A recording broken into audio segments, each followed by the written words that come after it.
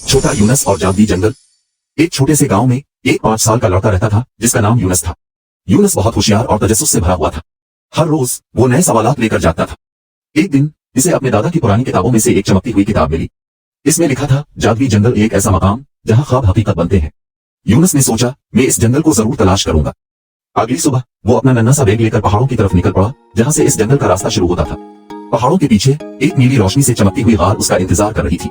बोलती गली और जादू की चाबी। जब यूनस गार के अंदर दाखिल हुआ तो एक ठंडी हवा ने इसका चेहरा छू लिया। गार के अंदर सब कुछ नीले नूर से चमक रहा था। अचानक एक नर्म आवाज सुनाई दी, क्या तुम रास्ता भूल गए हो छोटे दोस्त? यूनस ने देखा, एक खूबसूरत सफेद बली एक चमकते पत्थर पर बैठी इसे गौर से देख रही थी और वो बोल रही थी। बली ने कहा, मैं इस जंगल की रखवाली करती हूँ। अगर तुम अंदर जाना चाहते हो तो तुम्हें अपनी नियत सच्ची साबित करनी होगी।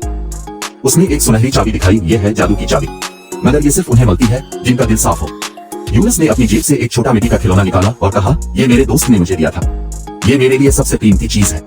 बली ने मुस्कुराकर कहा, तुम पास हो गए। फिर एक जादुई दरवाजा खुला और यूनस इस चमकते हुए जंगल में दाखिल हो गया। अलिफांती मछलियां और बोलता दरख्त। जादुई जंगल वो बिल्कुल वैसा ही था जैसा किताब में लिखा था। रंग बिरंगी मछलियां हवा में तैर रही थी।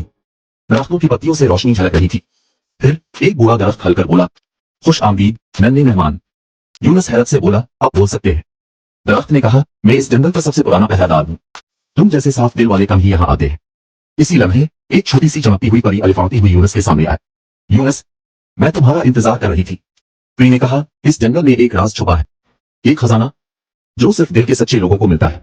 फिर उसने आसमान की तरफ इशारा किया। वहां एक जादुई रास्ता था, सितारों और रोशनी से बना हुआ, जो हवा में तैर रहा था। यूनस ने कदम आगे बढ़ाया और जादुई सफर का अगला बाब शुरू हो गया।